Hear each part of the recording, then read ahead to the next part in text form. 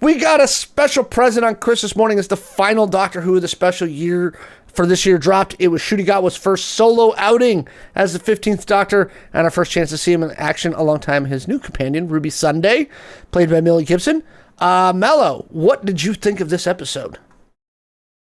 Some nitpicks that I'll talk about a little bit later that I put under criticisms, but overall, I thought that it was a great intro to the new Doctor. Typically, the stakes on a Christmas episode are basically we must save London, or save the world, or save ourselves. Thinking about Matt Smith's last one in Trenzalore and things like that. Yeah. This was a much lower stakes kind of introduction to Ncuti Gatwa's 15th Doctor. But I didn't hate that part. I thought it was a nice, refreshing way to reintroduce the concept of the Doctor, bring in everybody that may have been catching up from the other three 60th anniversary specials, and then just sort of like set the pavement, set the groundwork, and really give a chance to set some of the stakes that could be coming up in what is going to be referred to as Series 1 of Doctor Who. Is what is the rumor is that That's when weird. it comes back in May, it'll be Series 1 to basically reboot and bring in new viewers and things like that. So generally, I think that there's been a lot of positive feedback about the show and things like that. Alex, I think you just got a chance to watch it fresh today, right? Because you've been on a bit of a whirlwind tour the past few days. Yes. What did you think about it? So what I'm going to say for our viewers first is if you've never watched Doctor Who before and you're like, there's too much to catch up on, this is a good jumping off point. It is. This is a really good spot where you're like, I'm going to start watching Doctor Who. This episode, great place to start. I will say that the energy that I saw in the last, like kind of the tail end of what happened with our 14th Doctor 3 episode series with Ncuti Gatwa kind of kept going. I love his energy. Yes. Right? Doctor Who feels fun again. Yes. That's what I'm going to say. It feels really, really fun. I get great place to jump in. It's a the stakes are low, and they kind of pull a weird, like, bait and switch on the stakes about 3/4 of the way through the episode, where I was like, where are they going? Oh, okay, this is where you're going. Got it. There's also some really cool stuff. So again, great place to jump in. But if you've been watching the specials and if you're in on your Doctor Who lore, there's a lot of interesting things that I'm waiting to see how they pay them off, because they're leaving little details behind that I'm like, oh, wait a minute. That's interesting. And I don't want to go too deep into spoilers. So all I'm going to say for those that have watched the episode is Mavity. Okay. They're continuing that. And here's the thing. Russell T Davies is not going to leave that one laying on the floor for long. That's going to come back into play at some point. The last kind of the stinger scene at the end of the episode, I've seen some really good online discussion. Yes. About that. And I really love it. Wasn't the new Doctor one of the Kens? Yes, he was. He was. He was. Fact, He was in the Barbie movie. Yep. I think the thing that I would say about the numerous Easter eggs and things that they dropped in there is that if you have been keeping up with the show, that's great. If you haven't been keeping up with the show, or you're like some of the folks in the chat right now that's saying, you know, there's a lot of things to catch up on, and it's been a bit of a slog to start. Like, they're starting from the beginning and going through. I did drop a watch list in the chat for those who get to watch us live. You get a little bit extra. That just kind of gives you a little bit of the places where you may just want to jump in and out of it, so you don't have to slog through just about everything from there. But I do think that it is one of those things where, it is bringing enough things, because it does mention a little bit about the fact that the Doctor just found out that he was adopted. That is from 2 seasons ago. No, that's the Jodie Whittaker. It's from the Jodie Whittaker, but I think it's not Yeah. from her last season, but I think it's the season before last. Yep. But it brings back these little bits of things and stuff like that. But if you didn't know that and you didn't follow Whittaker's season, you could just take that for fact and say, oh, well, that's just part of the character. And I think that you're doing that in a way that is working out really, really well to introduce the Doctor. This was part serious, part very whimsical. With the music scene and stuff. They're continuing to do the music, I had a blast with it. Episode. I had a blast with it. I liked that. Yeah. I would probably say, for me, Gatwa has got it. Oh, yeah. Yeah. This cemented to me the mixture of Eccleston and Tennant's versions of the Doctor, where he's made it into his own character. Mm-hmm. But if you liked those Doctors, there's a little bit of both in his performance of where he's bringing it out and things like that. He's got such an easygoing nature about him that he really shines in all of the scenes that he gets without completely chewing and running over everybody's lines and things like that. I did see somewhere online called him a gilf hunter. With his interactions with the grandmother in there, which I thought was very funny. Which is all smiles. Which is also something very interesting as to who that is. And I want to hit spoilers at the end because you've got that in the rundown at the end. So we'll hit some minor spoilers that I think they're gonna pay off. Yeah. You had some critiques. I did, but I did want to say too with Gatwa, this is our first out Doctor. The Doctor has always been sort of weirdly LGBTQ, sexually fluid, all of those kinds of things. And I bring that up because that's actually going to play out in the spoilers and things that we talk about for the rest of the season, and the rest of his arc coming up. But I did kind of appreciate that, we had Captain Jack Harkness and we've had several, mentions of it and things like that, in the past. But I do think that, having a character played by an openly queer, black man, in this is actually good representation. And I know what the comment section is going to say. Go right ahead. I don't care. Have at it. My critiques. The pacing of this episode felt weird as hell. And part of that is because in America, we don't have to watch it with commercials. In England, they do, because it airs live on the BBC. So they have to cut it up in the timing and stuff like that and do it for those things. So the pacing kind of felt really weird. And the sound design or the sound mix that came out in the final product, I thought was absolutely god-awful. So I think they fixed that.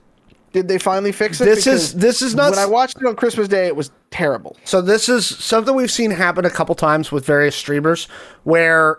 It's almost like PC gaming where you don't know what hardware everybody's running on. Like some people are watching on their TV speakers, and if you're watching on your TV speakers on a flat screen, you're wrong. Some people have sound bars or full fucking, surround sound systems. I didn't notice the same thing, so my guess is they fixed it in the data file.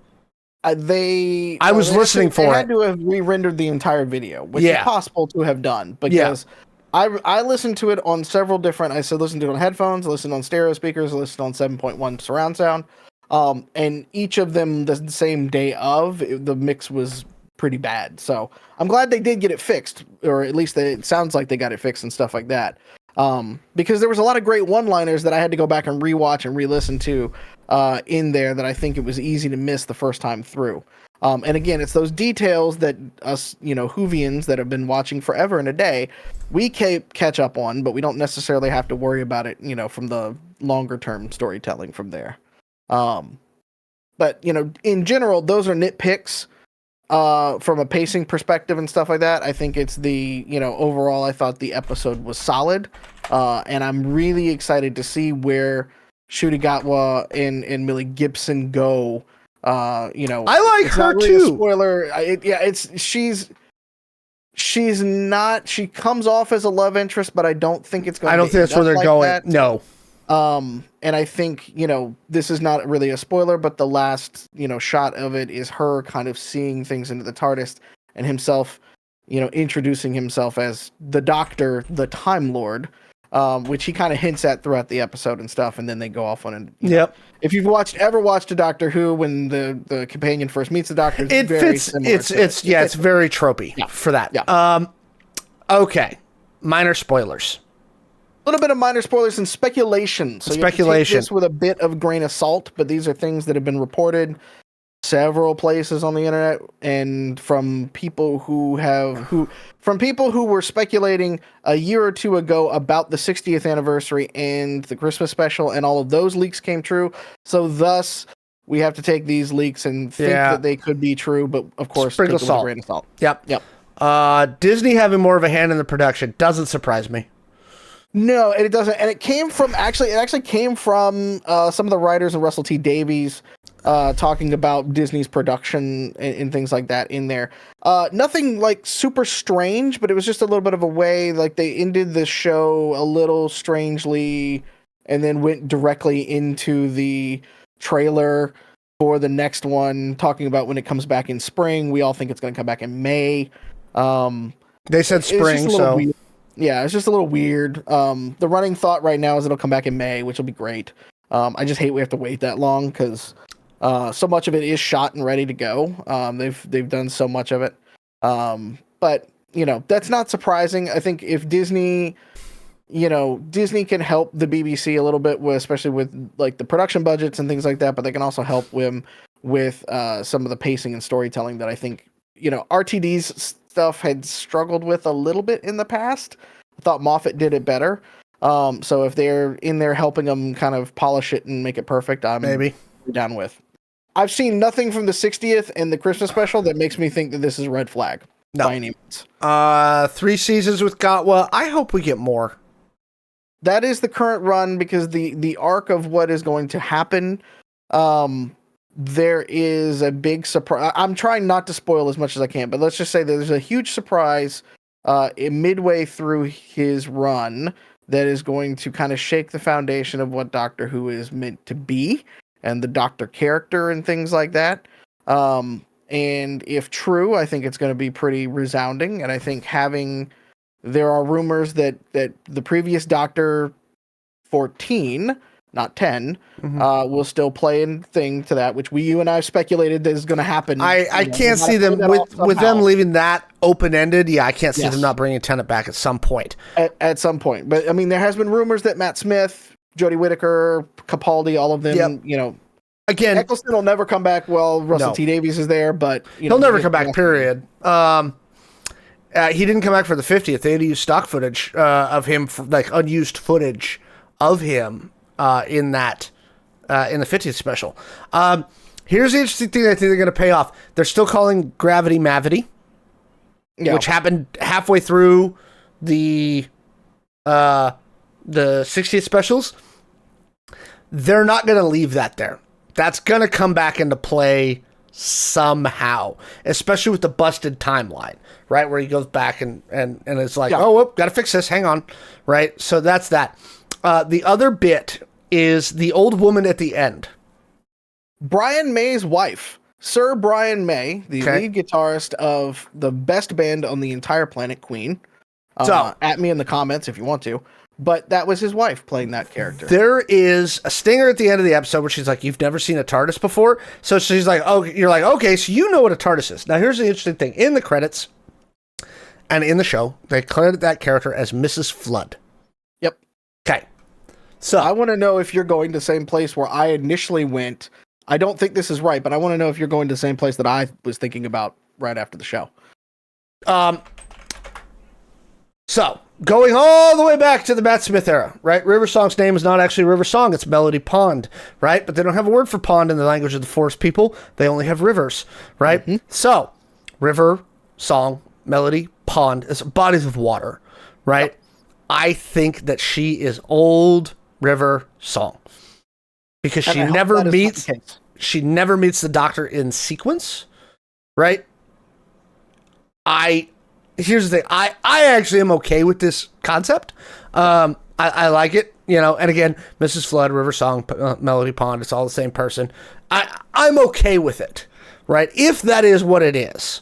They gave Alex Kingston, much like they gave Matt Smith and just recently David Tennant to a degree. Such a beautiful send-off. She came back during Capaldi's reign, though. That was the send-off.